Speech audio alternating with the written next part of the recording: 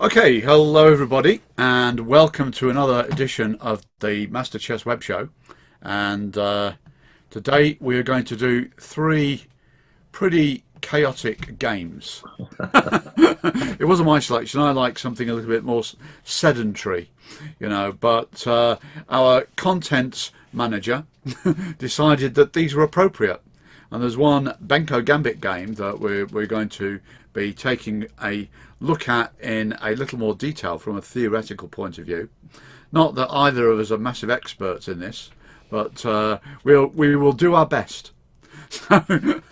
Right, so let's share the screen here, and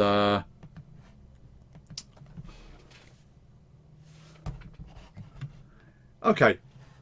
So the first game we have is Gerald Hurtneck, who's one of my Facebook friends who I'm in regular contact with.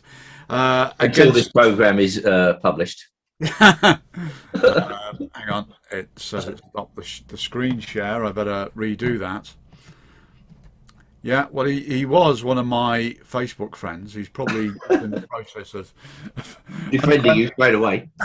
yeah, defriending me at this moment, and he's playing white against Harold James Plaskett.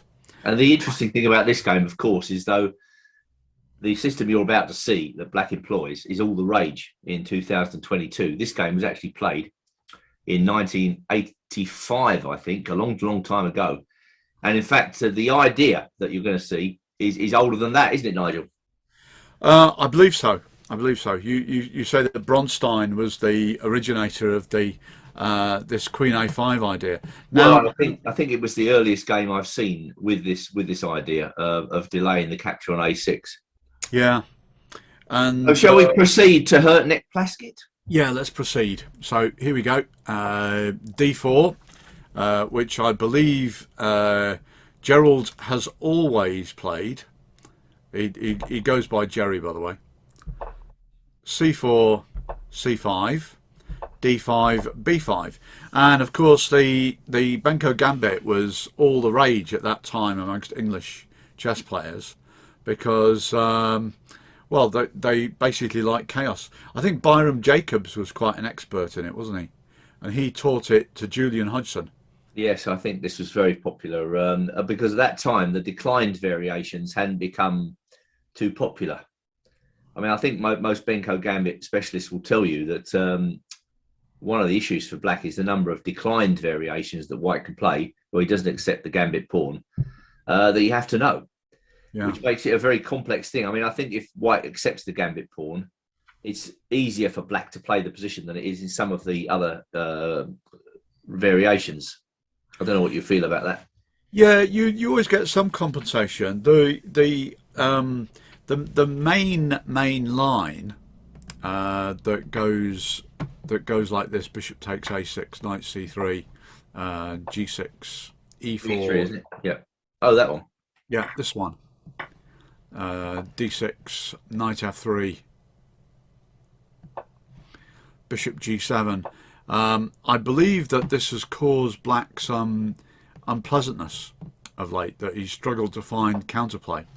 But I still, I still tend to think, I think it's A4 here, isn't it? With White getting a pretty substantial score. And now Black has played a vast array of different moves looking for some kind of play.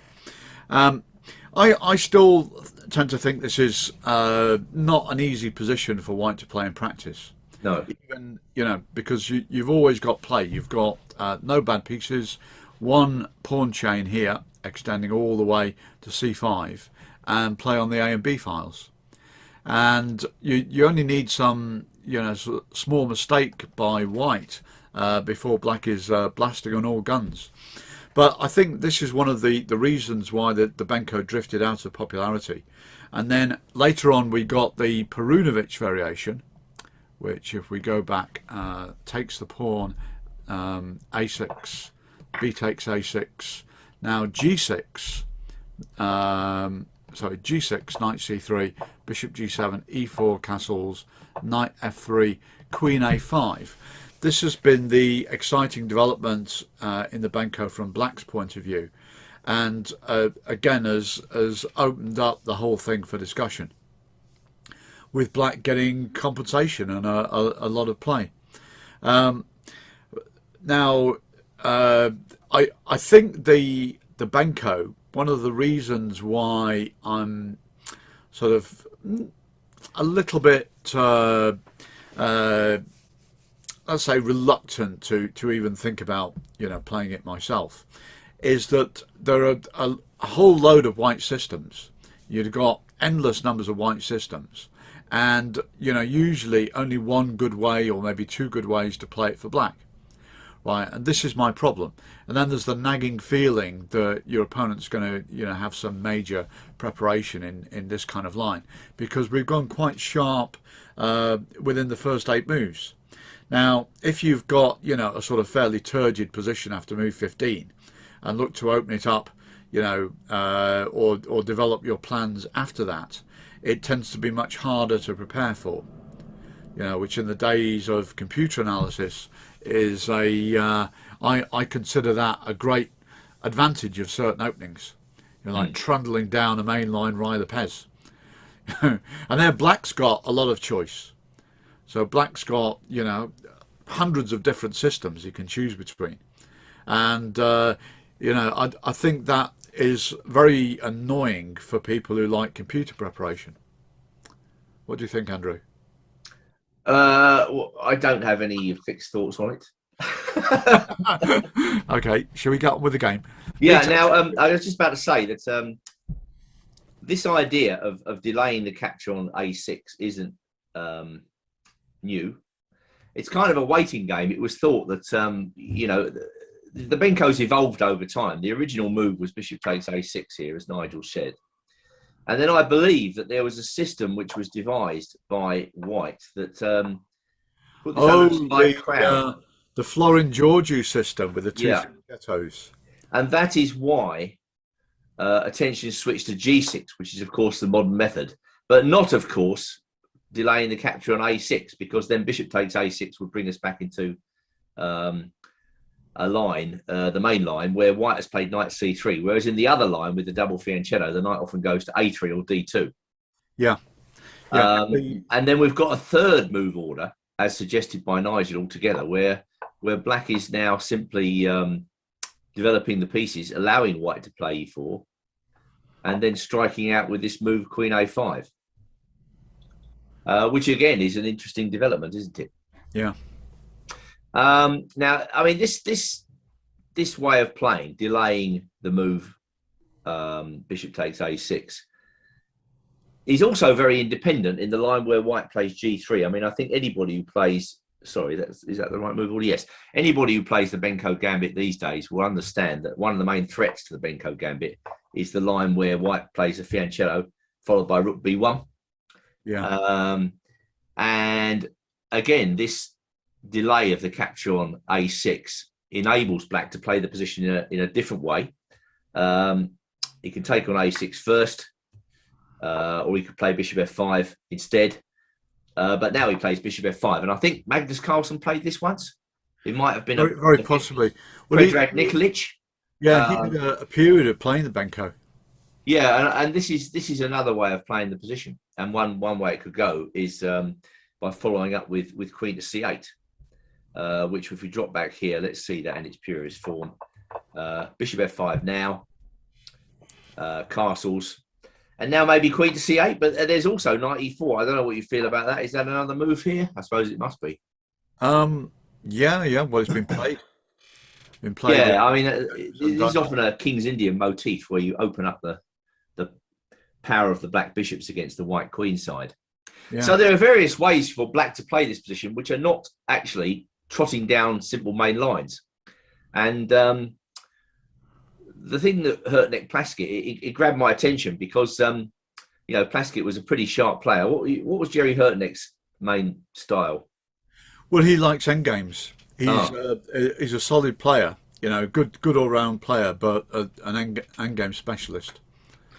Well, let's have a look at this game then. So White plays e4. I mean, that's a very tempting move, isn't it? When you're given the opportunity to play e4 free of charge, then you do it. Yeah. And now I guess black could play queen a5 right away, couldn't he? Yes, and in fact, it has been played. Well, there are some games in my on the screen actually. Yeah, and black did not score a lot of points. Although, I mean, okay, so what are the differences? I can't believe knight b5 is the best move. Well, you get to play a4. Well, but the e4 pawn hangs, isn't it? Well, yeah, but I mean, one must assume that this was a deliberate sacrifice. Yeah. And now we get to a very complicated position because, of course, the knight is on e4, and there's the threat of a discovered check. Yeah. So he's got to do this, and now this wins the exchange. Extraordinary idea. But black went on to win this game. Although it was a quick play game, so we can take. Well, hang on. There's another problem that black, when you take the exchange, black can play bishop takes f1 and knight takes d2 check. Well, let's have a look then. Well, so king to d8. Yeah. He chops off the queen, chops this, takes this as you say, takes this one, and as you say, this is highly chaotic. Yeah. With the knights coming to d4 and black extremely active. It always looks incredibly attractive, the Benko, when you see it going like this. You think, wow, I'm a Benko Gambit player. Well, black is a clear exchange down. Has he got enough? Well, he's got a lot, hasn't he? Well, I didn't say that. I said enough. I mean, how much is enough? I mean, let's define our terms here. Well, I can see a white knight coming to c4, pretty sharpish. You get loads and loads of fun, and then if the worst thing happens, you just resign, go down the pub. All right, let's go back to Hertneck Plaskett. And Bishop G7 was played by Jim Plaskett, and now he gave this check. Yeah, it's a waiting game, isn't it? White's trying to find moves whereby he leaves that bishop at home. He's waiting for black to play bishop takes a6. Then, of course, he can take the bishop with gain of time. Yeah. And castle.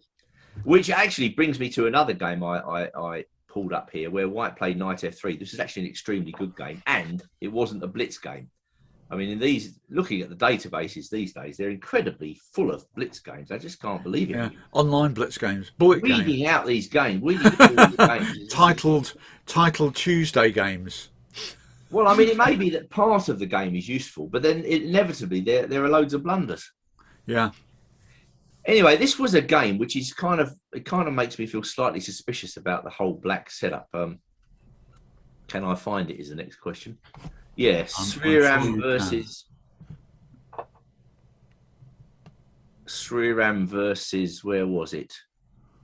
Trying to find it. Sriram versus.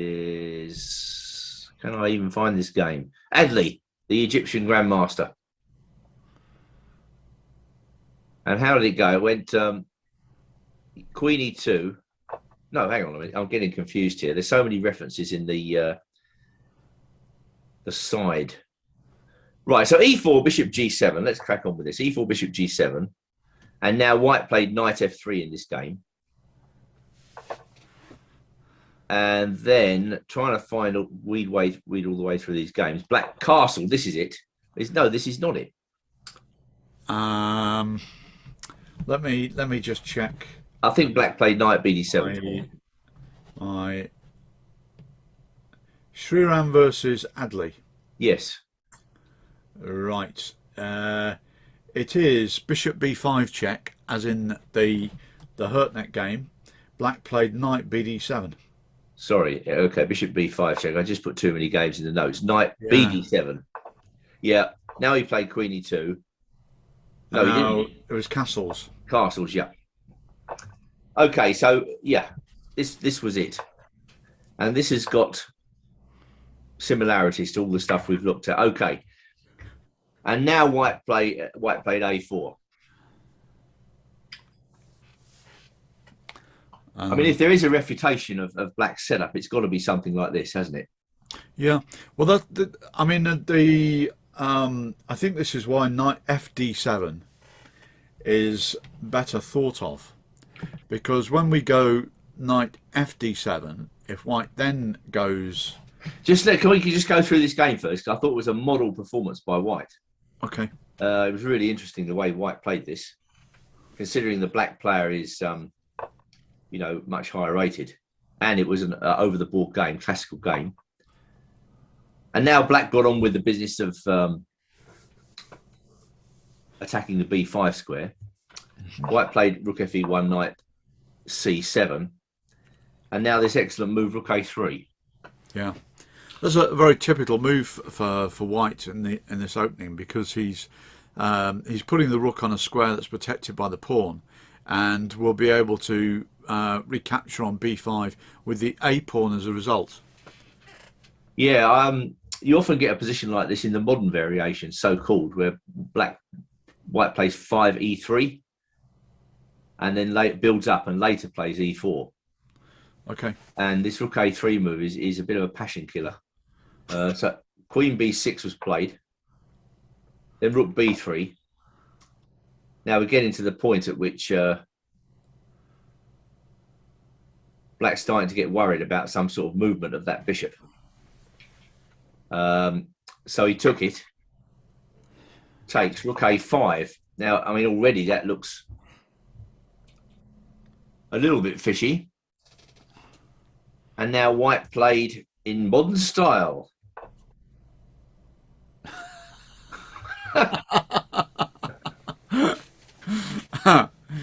I thought the modern treatment, it's the move g4 that's appearing everywhere, but h4 too, but to a lesser extent. Well, of course, that does give back the pawn. Yeah. So he took that. Did he need to take that?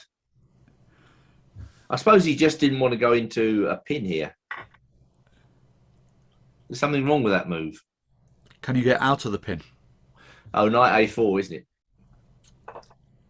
Attacking the queen and the rook. Okay. Yeah, that's what it is.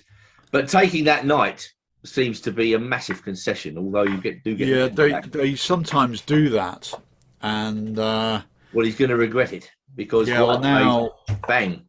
Wow. Yeah, and this is looking crushing already. And that was he obviously thought he could get away with this, but I'm afraid. So look at that knight on a8. Yeah, sometimes you're just not left with a choice. You know, if you want to get your pawn back because your counterplay is running out of steam, then you end up taking on c3. I've seen that in a lot of Benko lines. But to me, that was a very thematic win by white. Oh yeah, he restrained black on the queen side to the extent that black had to make a concession, and then white pushed forward with e5, which is of course the classic central break in the Benko Gambit position. And Adley now showed his sense of humour by playing the move g5, coupled with resignation. According to the database, they're giving white several different mates in two. There's two mates in two. Yeah. I doubt whether that move was played. Anyway, back to Hertneck versus Plaskett, where Jim Plaskett is playing what do you think is a better move order by playing knight fd7? Well, I don't know. It's just I put my engine on to analyse this, and when I came back, it's done its job, and it awarded knight fd7 an exclam. And well, now we're going to see, two major differences. Number one, black has not yet captured on a6, and when he does, it's going to be with the knight rather than the bishop. Yeah. And Plaskett brought his knight back to c7.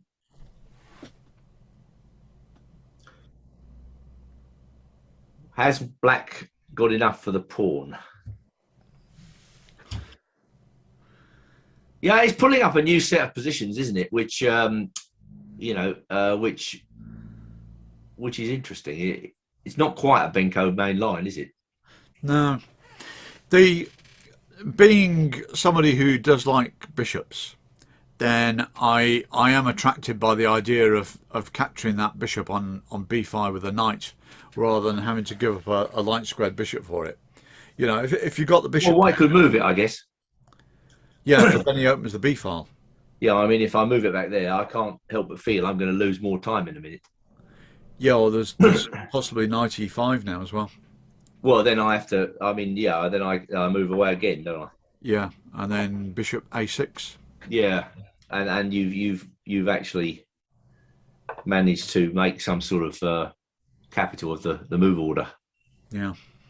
Because white can lunge forward with f4, but it's all rather loose, isn't it? Yeah, then knight c4 or something. And then the Benko Gambit gets exactly what he wants. So, yeah, this is an interesting way of playing it, certainly. Anyway, Hertnick played bishop g5. And you like the idea of taking that bishop, do you?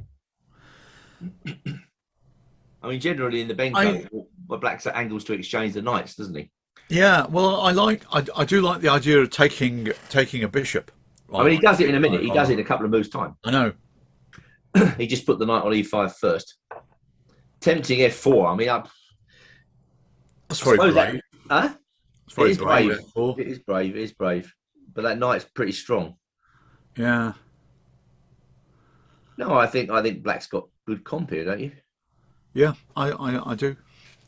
You know, another reason, of course, why you might leave your bishop on c8 is to facilitate the move e6, which can also be quite useful for weakening of white's pawn chain somewhere in the middle game. Of course, we can't do it here because the bishop's on g5, but bishop could support e6 on c8. Anyway, he went f4. Plaskett lopped off the bishop, lopped off the rook, came in with his knight. And now, I mean, I've played the Benko loads of times. I just feel black's got good play here. Oh, yeah, definitely. It's what convinces me is the looseness of white's position. Well, and also what white's extra pawn is a double pawn, isn't it? Yeah. Of course, the bishop on g5 is tying black down to a degree. So this is why, well, queen a7 is a direct attack on the pawn. Plaskett defends with a passive-looking move.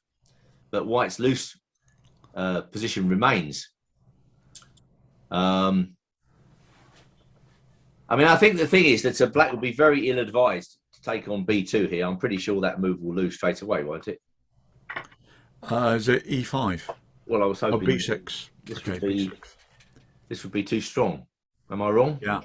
Well, the rook coming to b1 as well. Well, exactly. That's it. Yeah. Because you're already threatening b7, aren't you? Yeah. So I don't think you can do that. But Plaskett being Plaskett, I mean, 1985, he was on the top of his game, wasn't he, more or less? Yeah. Which year did he win the British Championship? It was around then, wasn't it? Do you know, I can't remember. He was the surprise winner.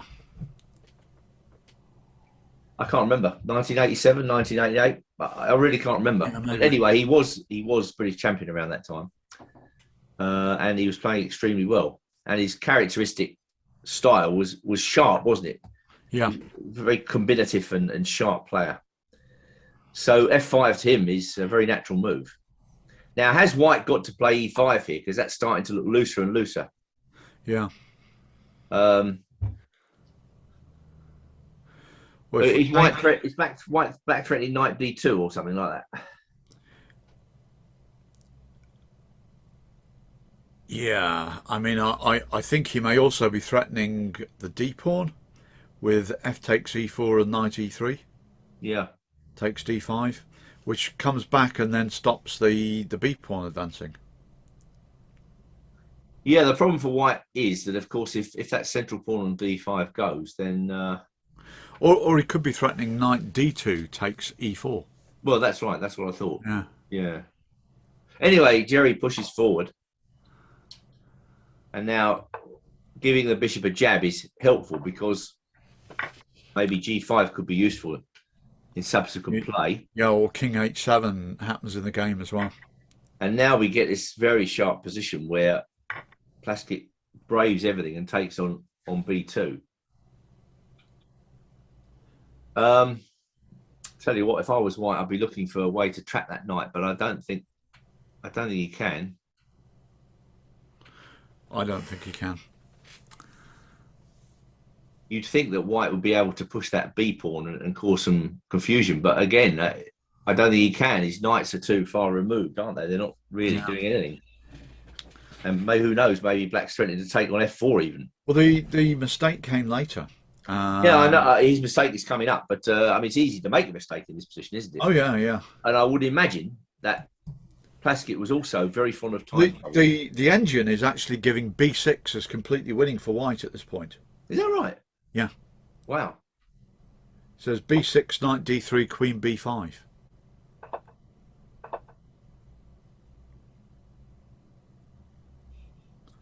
Yes.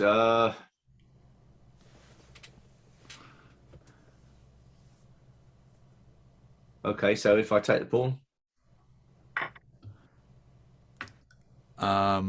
Take,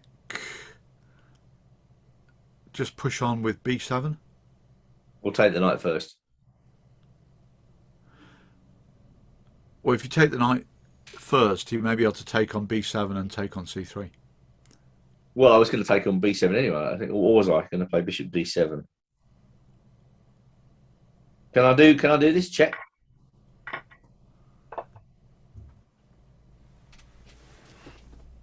I suppose you could just queen the pawn, do you?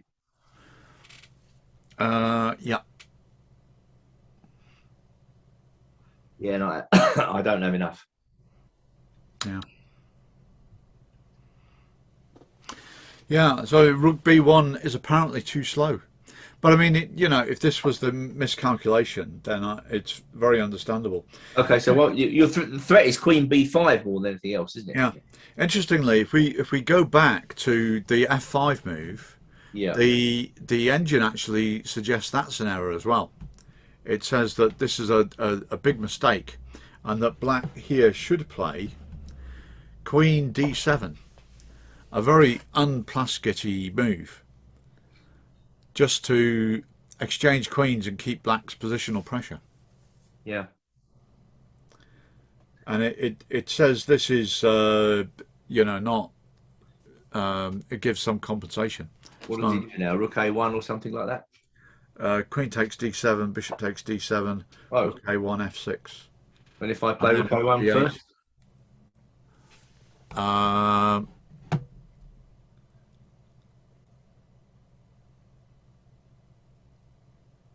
Bishop b7. Oh, you do that. Yeah. I can see. I can see. Well, he's not threatening rook a8, has he? So No, he might be threatening f6 though. Yes. Yes, that's slightly awkward, isn't it, for white? Yeah. That bishop on b7 is coming in quite handy. Yeah. So chop the queens off. No.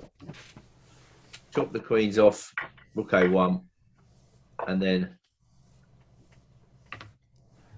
what did you say? f6, bishop h4, rook b8. Yeah. Rook a7. Rook a7. I think you can then. Can you then just take on b5? You can do that. Yeah. I was just hoping I could scrape my way through it. Take on b2. b2. Hmm. Well, I imagine this position is. This position must be okay for white, mustn't it? Yeah, I would have thought so. Maybe it's Rook okay for both. Rook e6 maybe. Yeah, and then knight. Threatening two pawns. Yeah, knight. Well, okay, it's a tough position. We go very long and Yeah. So f5 is a mistake. While it looks apparently. natural, and then he should play b6. Yeah. And rook b5 b1 is a mistake. After which, but it's not white's last mistake either. I think he played g3 in a minute. That was a serious error, wasn't it? So, right. Yeah, knight takes f4. That's a mistake. Knight takes f4. What, by white? Yeah, he should play b6 apparently. Yeah, I mean, I could just see this played against the backdrop of time trouble because, I mean, I know Plaskett revelled in time trouble. He was absolutely brilliant player, and he didn't mind getting into serious time trouble in his games, even psyching opponents out because of it. Or in very short time, they started to move quickly. And when you played him, then you know there was just a tremendous amount of nervous energy at the board. You know, it was a very intense experience playing Jim Plaskett at that time. I haven't played him recently, so I don't know if it's changed. But you know, certainly in those days, then you know, he would go in all guns blazing. The clock was running down. He would be calculating everything. You know, you really felt like you'd been in a game after, you know, when you played him. You know. Well, I dare say Hurtnick felt the same way after this. We could ask him about it. How was your game against Jim Plaskett in 1985, the World Team Championship? N. Davies blocked. I believe he didn't have a very good Bundesliga weekend, so that's a check. So compare notes. Yeah. Queen B6 check. This is the critical moment coming up. Yeah. If you can imagine these moves being played in the backdrop of time trouble, then Plaskett shoots out F3. Yeah. The next move is a blunder. What should he play? I think he should play Knight D5. Yeah, Knight D5 is equal, right? Apparently, it's equal. Yeah. I mean, I'm sure that's easy to decide. You know, in time trouble, it's a team match as well. You're playing for your country, right? So you know, this only gets worse, doesn't it? So if I take there, let's talk us through it. King takes. Yeah. Bishop B7, isn't it? All right. Queen B7. Queen B7, the man says, with the idea Bishop E6. I believe so. But then White plays Rook D1, Bishop E6, Queen C6, Queen A7. This whole thing is punctuated with very odd moves. Yeah, go on. Knight F6 check. So Queen takes Rook. We go Queen A2 check. Is that a draw? Well, apparently. Wow. Yeah, okay. I can kind of believe it. Actually, the Knight on D5 is on pre after that, so there might be more mayhem for White to negotiate. So, yeah, what did you say, take Queen? the Knight. Knight F6 check. Oh, yeah. Bishop takes, Bishop takes. Rook C8. Very easy E7. to find move. Very easy to find move. Sacrificing the Queen with D7. Yeah. Rook takes C6, B takes C6. Oh, yeah. And then the... Wait a minute. What did White play there? D7. D7. Right. Rook takes C6, Bishop B takes C6. And the best that Black has here is a draw by perpetual check, which he needs to make with Queen A2 check. King G1, Queen B3. Oh, nice move. Yeah. Well, I'm absolutely amazed he didn't find that.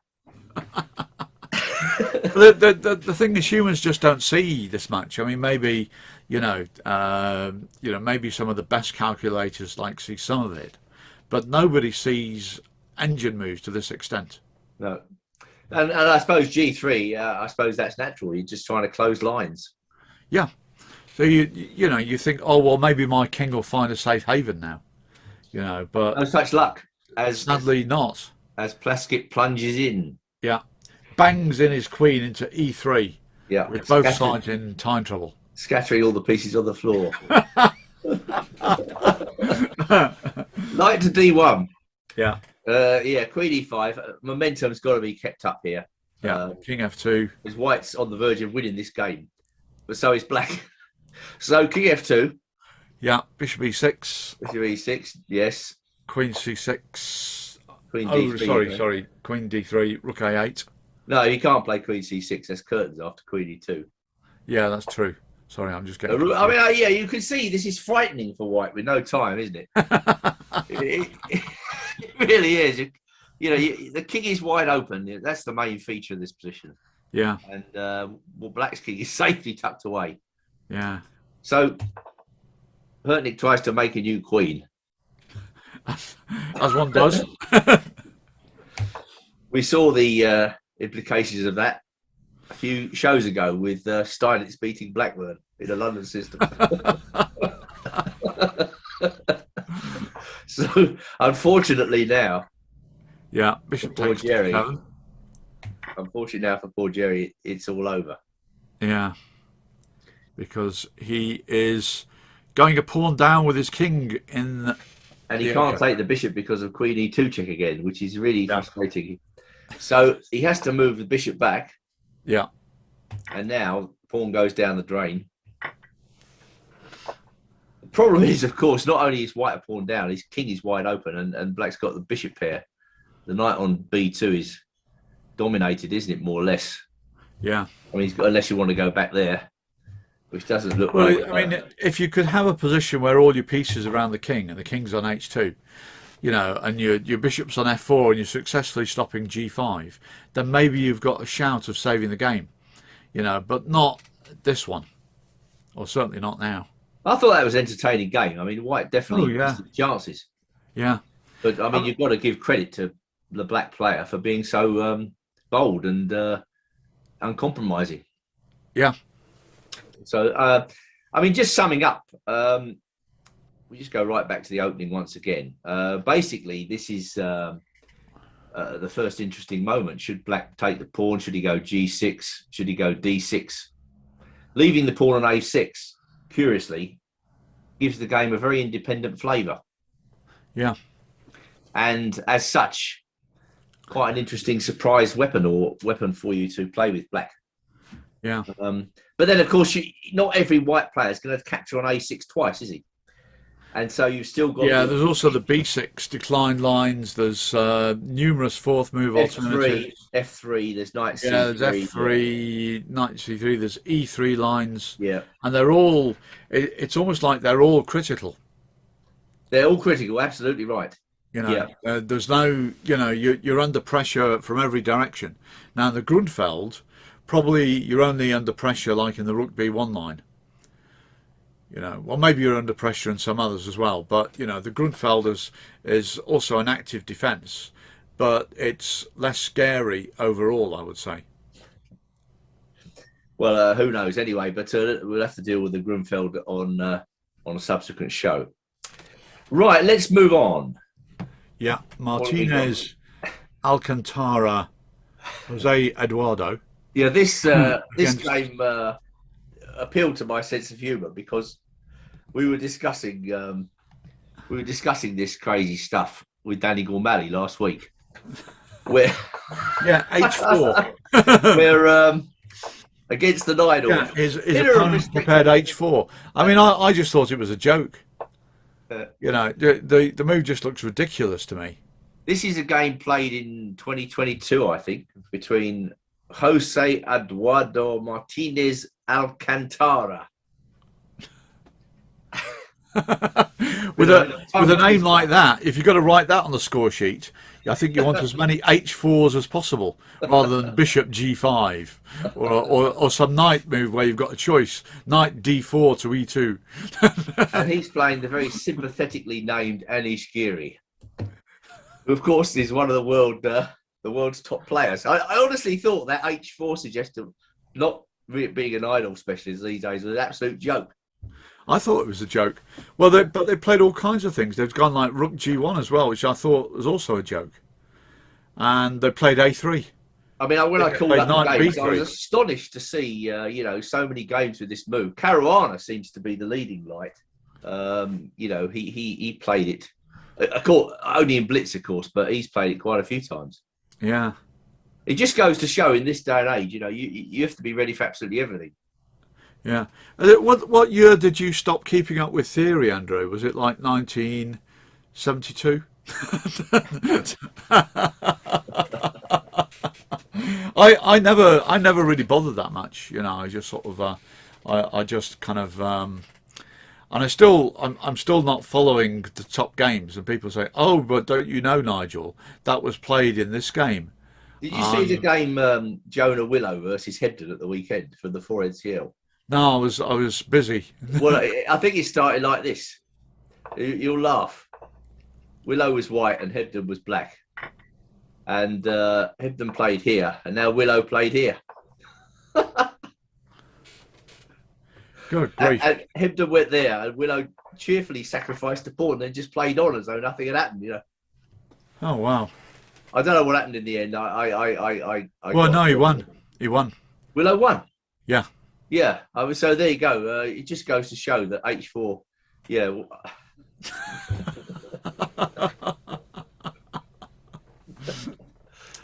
We laugh, but this is new chess. You know, this is new chess. Anything can be played. Well, I think people are just looking for some new avenues where, you know, which haven't already been analysed to death, and they, you know, they think, oh, a new idea. Let's see what the computer comes up with to, you know, to back this idea up.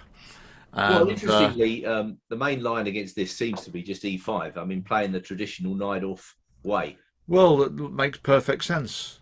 Well, of course it You know, does. what's H4 doing? Well, we'll find out. Well, now the main thing is that you don't have the combo with bishop e7, bishop g5, knight takes e4, because the bishop on g5 is protected. Because that is an issue in some e5 lines where white goes knight b3. He cannot then follow up with bishop g5 because of knight takes e4. So you might want to play. Well, it's tempting to want to play h6 here. Well, I'll tell you what is tempting here. Again, I found these games, Caruana versus Duda. And is that the correct pronunciation? That doesn't sound right. Duda? D-U-D-A. Yeah. What about just dude? a dude. Actually, that brings me on to the next show, because we're featuring Ray Keane next week in the Battle of Baguio City special, aren't we? Yeah, yeah. And there you had Didi and Dada, and then now you've got Duda. So maybe they could make a nice little trio.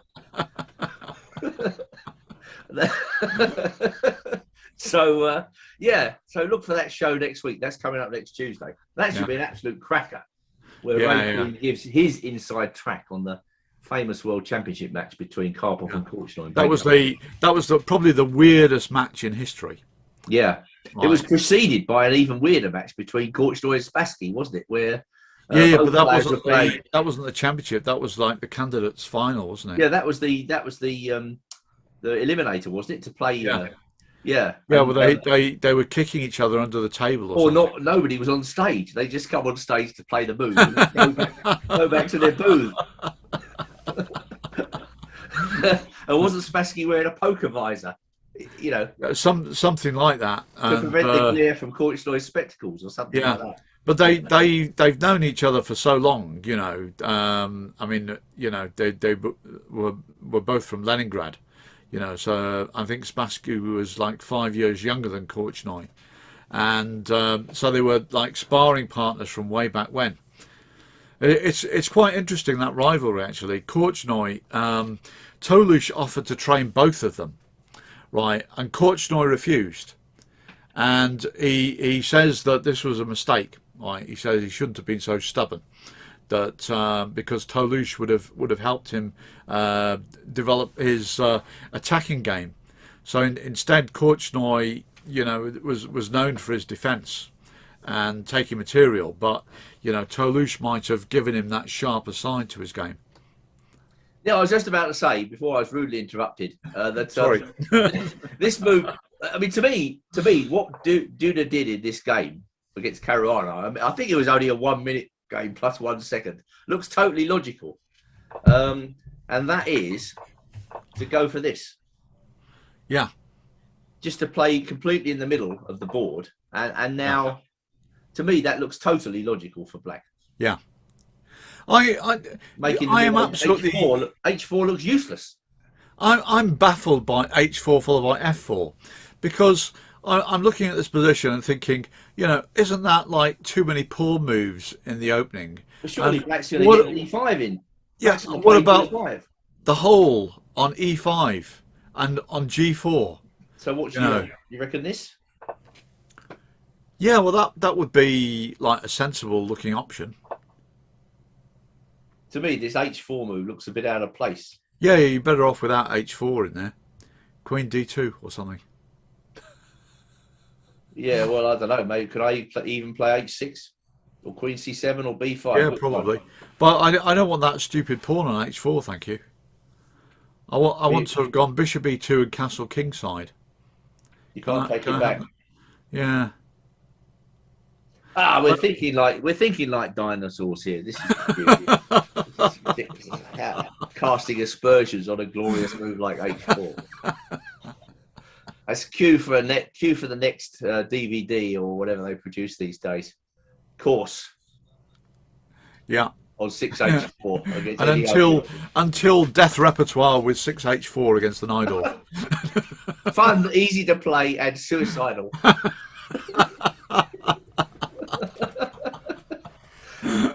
Anyway, Bishop E7 was played. Yeah. Sensible move.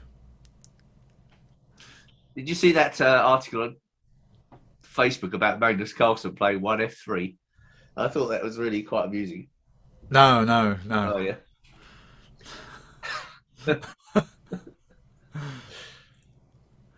All right. Anyway, sensible move. Now another move I just absolutely don't understand, which is Bishop takes F6, and then G3. I mean, it sort of, to me, this all looks like gibberish by White. Yeah, I know he's protecting his H pawn, but why put it there in the first place? well, he's hoping to get a kingside attack. Really? Well, one presumes so. But he's never going to make black on the king side with when he's given up his dark squared bishop like that. One of the 7-year-olds that I teach at school will tell me that he's preparing rook H3, but I doubt it somehow.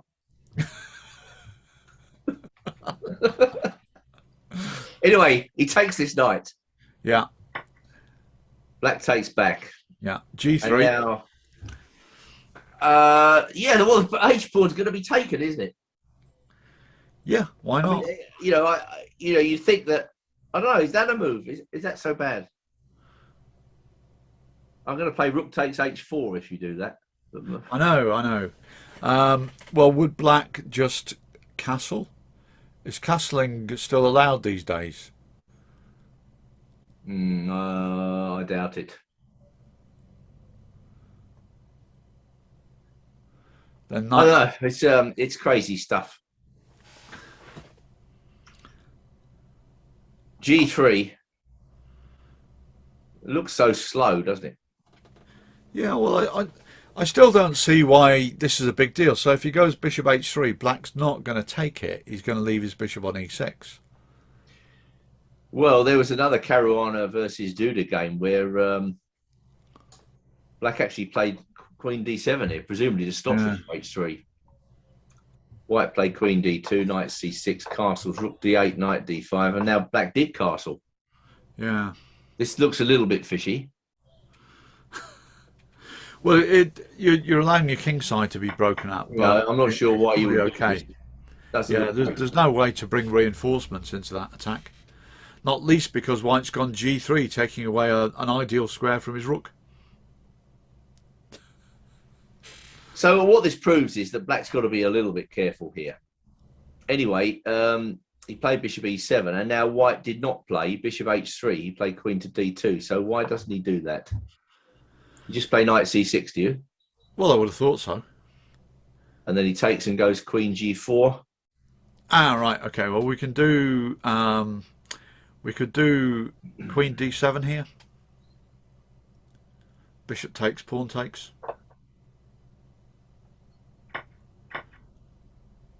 Yeah, all the same, it does look. It does look as though it could be more pleasant for white, for instance, after this, and then look the castles. Castles. Knight C5 is coming. Well, or if knight C6, knight d5 is c5. possible, Knight isn't it? c5. No, after knight c6, you can't do that. Right, right, right. Yeah, yeah. So that Well, looks maybe. looks as though it is already quite difficult for black. Yeah. Does that mean that black's already gone wrong? I wouldn't have thought so. All of his moves look very natural. Yeah, but he's wasting time with his bishop. I mean, I do like this move. I'm not sure why he rejects that and just go for d5. It like the O'Kelly. Yeah. About which you recently had a book released. Yeah, well, I know I'm noticing similarities in the position. Yeah. I like you. I distrust f4. Well, anyway, we'll find out in subsequent games. But it seems to me that the way that Gear is handling this is kind of handing White a slight edge. So why doesn't he go bishop h3? You play queen to d2. Why doesn't he go bishop h3? Castles.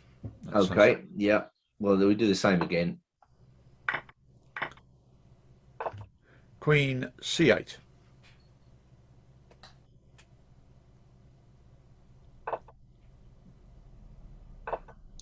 Knight c6. Yeah. Okay, what do you think about this?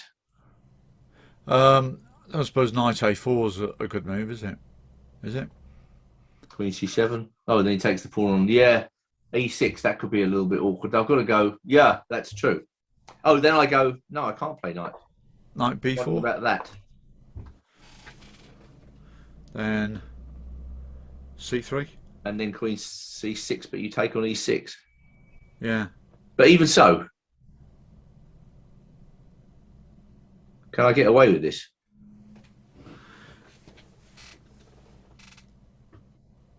Well, c3. Yeah. Can I get away with this move? Queen takes e6 check. Yeah. King b1.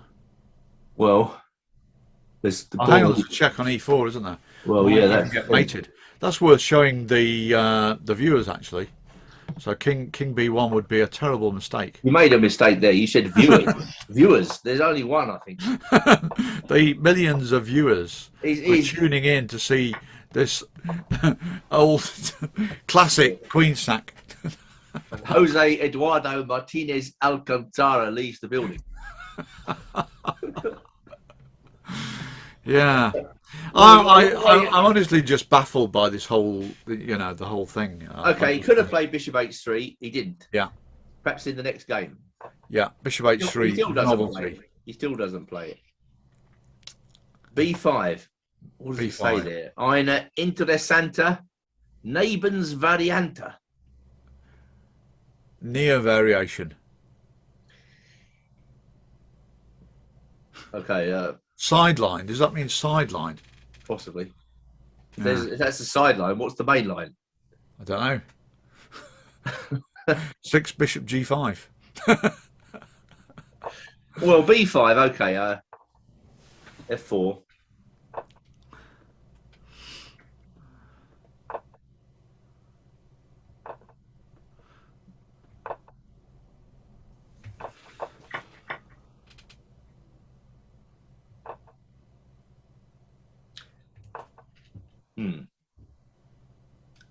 Well, this looks really bad for White now. It's what I hate about his position is his bishop that's blocked him by the d pawn. Maybe I'm finally. You mean black? You don't like? Oh, you like black's position? Oh yeah, I really like black's position. I mean the a4 looks tempting as well. Yeah. I mean, is it so clear? Well, queen c7 looks like a good solid move because he's restraining White's d pawn. It's just that it gives the opportunity to get a passed pawn, but yeah, but it's not. I don't think it's a big deal. He just blockades it with bishop d6. He puts his bishop on c6. Yeah, move the rook.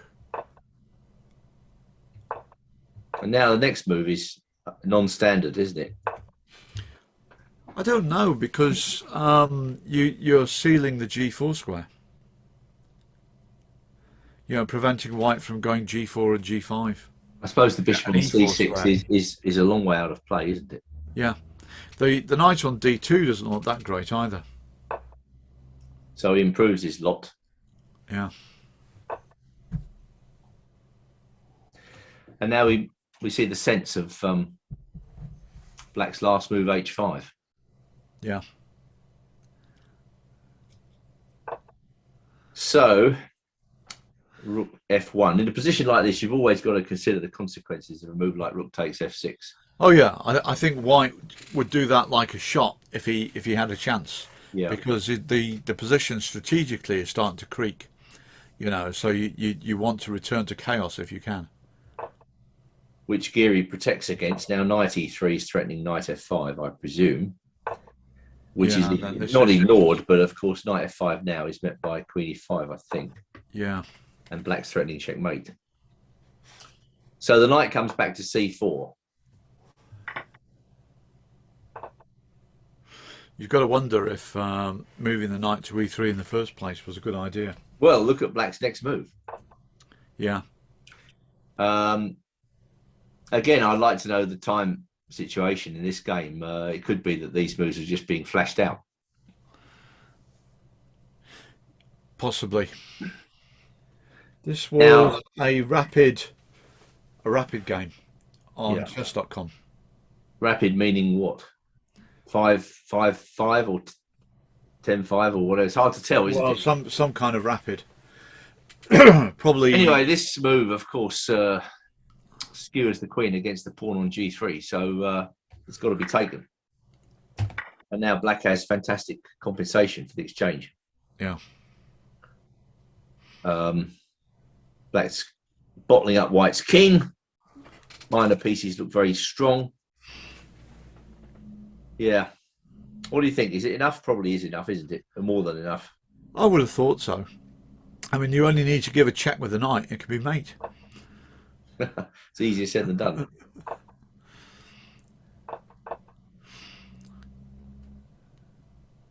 Okay, so so takes. Knight F2. Knight F2. Obviously hoping to make a draw with the opposite colour bishops, but firstly, Geary stops the rook from coming to the 7th rank. 8th rank. 8th rank, no, 7th, surely. Or would you take it with the bishop? Oh, I'm going mad. Sorry. Yeah. Saying that. Madder. So, king comes to G7. Yes, well. Boldly takes that pawn. Well, but what can White do? Nothing. He'd like to play C5, but then his bishop drops off the board. Yeah. And without that move, kind of lacks anything, lacks any sort of... There we have it. Yeah, and the rook E1 check threat cannot be averted. The game became easier to understand as it went on. The opening phase was difficult to grasp. Yeah, made of H4. It's very obscure, and the positions look kind of non-standard. I mean, the Najdorf is another opening where it's White who's got so many different options. I think Black's got options as well. Mainly whether he plays his pawn to E5 or pawn to E6. But when there's this many variations in an opening, then you've got a major undertaking in keeping up to date. Yeah, okay. I just, you can't help but feel. I mean, this H4 move. What could it be met by? Not a knight C6 even as well. Well, knight C6 looks like an obvious move to me. And play a kind of Boleslavsky variation in the centre. Yeah.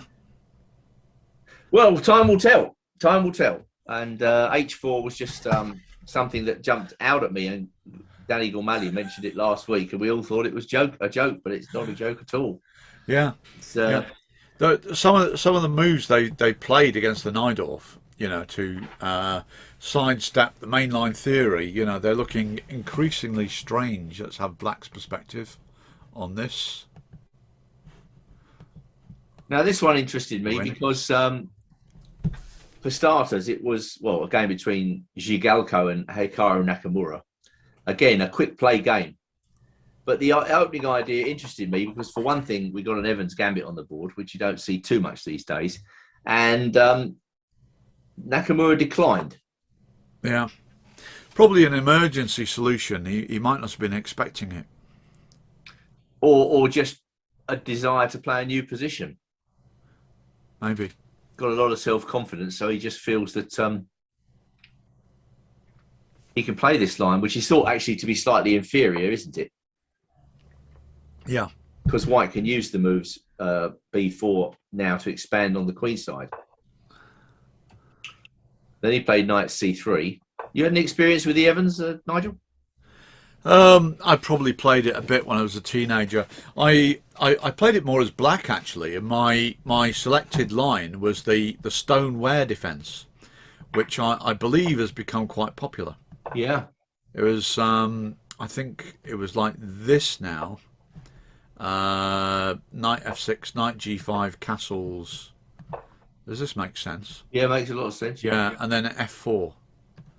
And then black boldly takes this, E5, and he takes that as well. Mm. So that was my opening preparation as a 13-year-old. Well, you seem to have a lot of pawns. You got a lot of pawns. Yeah, I got a lot of pawns. Yeah. So, yeah, and I believe that since then Bishop D6 has been not exactly popular, but you know, people have noted it. Let's say. Well, I think it's been played quite a lot. Yeah. But Bishop B6 hasn't, you see, which is why I pulled it up. Yeah, Bishop D6 has been played loads. There's a real galaxy of stars copying the 13-year-old Nigel. There you go. But it was played by Pillsbury, Bishop D6. Harry Nelson Pillsbury. Yes. Well, were you 13 years old when he was around there? Well, he showed me the line. You know, astral message. And then you played your blitz game against Baroxy to finish off. Right. Okay. So yeah. So A4, A6. Knight C3. Knight C3, Knight F6, Knight D5, D6, and this looks really ugly to me. You know but he gets a pawn because now White's got 2 pawns attacked. Is it so bad for black? It looks incredibly ugly. Right, when you first see this, you think, you know, like, I mean, first of all, I guess White should take that bishop. Yeah. Should he play Knight D5? Well, probably. Well, I mean, obviously you can play other moves. You could play. Is black threatening knight takes E4? I suppose is the real question. If you play a move like, I don't know, this, is he threatening that? Possibly. I mean, it just strikes me that's the only reason why White should play knight D5 if black's actually threatening that. Yeah. Could White play knight? Oh no, he can't play knight D5 now because F2 hangs. I mean, it is a weird variation. I mean, I don't know. Can I even get away with this? Normally, this is bad, but it could be reasonable here. D5, knight E, G5 check, king G8. I think it's bad. You don't like it? No. All right then. Knight Let's E5 have a look. check, Let's have a look. Oh, that check. Right. King G8. Has he got the balls to play king G6?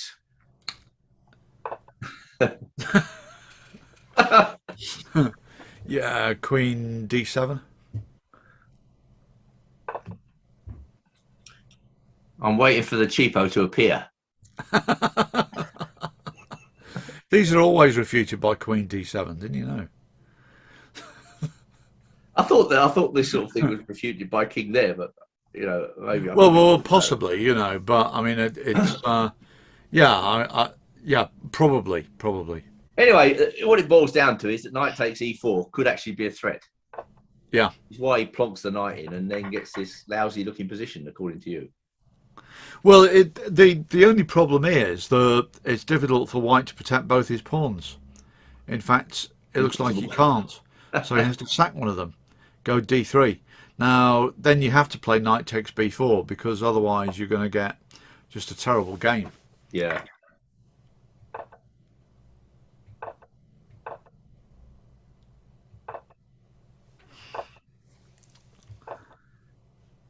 I mean, the impression is that, you know, black has escaped the worst. Yeah. Because he's going to lop off one of White's bishops. Looks okay now. Could White have done better? Nakamura does seem to prepare pretty seriously, actually. I mean, I guess, could White play here? I don't know. Yeah, then... Castles, I suppose. Possibly, yeah. Then he goes rook b1. How about... Again, judging these quick games is very, very difficult. Yeah. Bishop e6 makes sense, doesn't it? Yeah. Trade that bishop, and then you lose your pawn back, don't you? How so? Queen b1, no? Oh no. Knight d7. Yeah. Yeah.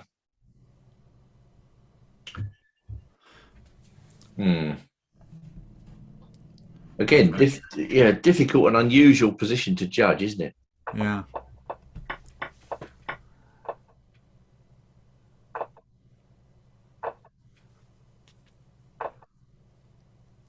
Something about knight d2 I don't like.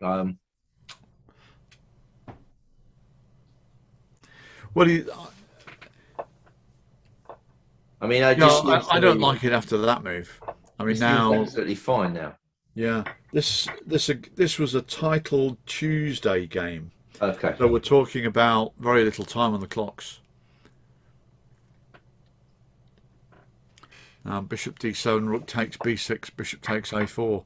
It's like not a lot left for his pawn. It's interesting. I mean, this guy with White is obviously incredibly strong, but it's interesting to see how Nakamura outplays him. He gives him sort of new problems to solve in the opening in an old variation. Yeah, but Nakamura looks like he prepares really seriously. You know, I mean, it doesn't when he's sort of messing around on his stream or whatever, and you know, then it doesn't always look like he'd be the type to prepare that seriously. But I saw him showing some Queen's Gambit accepted stuff that he played, and you know, it was obvious that he'd really gone to town on figuring this out. Yeah. Yeah, the rook on b6 must vacate the premises. And now it just looks as though black is material ahead for nothing. Yeah.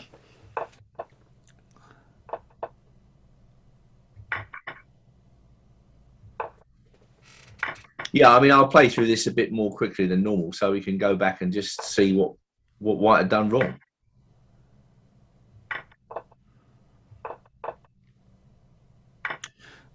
Well, he gets his pawn back there.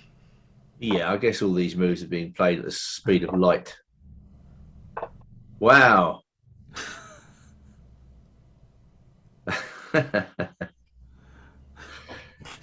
So he simply forgot about bishop f7. Yeah, yeah. Well, he doesn't have another move here, does he? He was probably relying on queen e6. Yeah. And then a shower of gold coins hit the board. So unfortunately, that was very clever, the queen trap. You know, you need to be tactically very sharp to see that in a extremely quick game. Yes. Yeah. Well, okay, so yeah, White must toil on the pawn down. I mean, I don't know. I don't know if Yagalko regularly plays the Evans or if it was like a, you know, just because of the tournament format. But he certainly seemed to be a pawn down early on.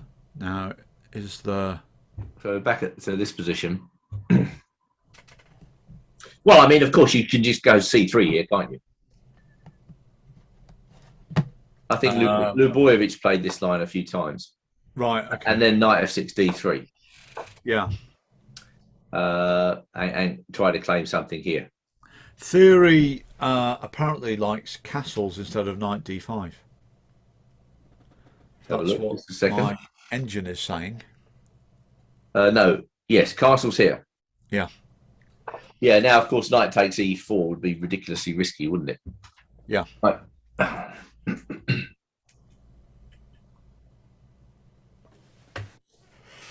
Well, I mean, I'm assuming black's going to cast as well, no? Okay. And then... Is this the moment for knight? Or d6. Apparently you should do d6 after castles. Oh. So... Sorry. So castles, d6. And the reason being? Just to protect e5 and possibly play bishop g4 next. Still threatening the pawn on b4. So what should white do? h3 or something like that? See what happened. There's been a few games. Knight d5 now, apparently. And if he chops this off? If he takes that, then something like knight takes b6 and pawn to d4. Well, I mean, I think I'm going to have to castle now, aren't I? Or I'm going to get pulverised. Or can you go d5? Well, that looks risky as hell. Maybe. Imagine having to make these decisions with very little time on the clock. You're going to get them wrong. Yeah, but I mean, I think if it had been one of Zhigalko's mainline openings, then he would have prepared that. You know, the indication to me is that this is some kind of title Tuesday opening. Well, if you look this up on in the database, you'll find that a lot of strong players are starting to play this move. Kamsky played it in a recent game. Right. Again, probably a quick play game. Yeah. As you can see from the notes, I found quite a few Iranians played it as well. Yeah. So against Grishuk. It's not a joke variation by any means. Yeah. Hari Krishna, Tkachev. Well, surely one of the points of this program really is to give the viewers, some ideas. I mean, I think everything we've looked at today can be considered relatively fresh. Benko without capture on a6, 6h4 against the Najdorf, and now this bishop b6 against the Evans. Probably very, very rare that you get a chance to play this, but it's certainly a thought. Yeah, well, if you can play bishop b6 rather than going to all the Evans accepted lines, then it would be certainly a great time saving, I would say. On the other hand, accepting the Evans, is a pretty good thing to do because quite often you can just find yourself a pawn up. Well, yeah, in theory. But I mean, Kasparov played the Evans several times. He played it against Anand, didn't he? And Anand took the pawn and then went back to e7, which is another way of returning the Gambit. Classical variation. Yeah, I would say Nigel Short is the most famous grandmaster to have played the Evans on a regular basis. Yeah. And who else played it for a while? I was trying to think of someone else who played it. Yeah, but Nigel Short, he likes to delve back in history at some of to find some old dinky variations or whatever. He seems to really enjoy his chess still, and to do that and maintain his very high level is quite something. So, so there we go. We've had three very entertaining games, right? I felt sort of slightly out of my depth with these because the complications seem unfathomable at times. And, well, have you got anything else to add, Andrew? No, I mean, I guess there are ideas that if you like them, you just go off and research them on your own and then you'll see how they unfold. personally, I think the Benko Gambit idea is a pretty good one for black. And then the Najdorf idea, I can't make head nor tail of this H4 move. I mean, I just instinctively feel it's no good at all, but difficult to play against. And this stuff against the Evans, well, it crops up once in a blue moon. That's the only drawback about it. But as Nigel says, a hell of a lot of strong players are playing it. So it's just interesting all round. Yeah. Okay. Tell the audience again what's happening next week, because we've got a special guest again. Next week we've got Ray Keane on, and he's going to do his take on the Baguio City match, which I'm really looking forward to. You know, I think it's going to be really interesting, because there was the yogurt controversy, the Ananda Margas, some of the opening choices, and this was like one of the most entertaining matches in history, because Korchnoi very, very nearly won the match. He pulled it back to 5-all. It was the first of 6 wins at that time, and he only lost the last game, and so Karpov retained the title 6-5. Right, but it was a very exciting and interesting match, and I'm really looking forward to the inside take that Ray has to offer. Let's not forget Dr. Zukar. Oh, Dr. Zukar as well, because there was this battle, this psychic battle between the Ananda Margas and Dr. Zukar. But one of the Ananda Margas was, I think, was on a charge for murder at some point as well.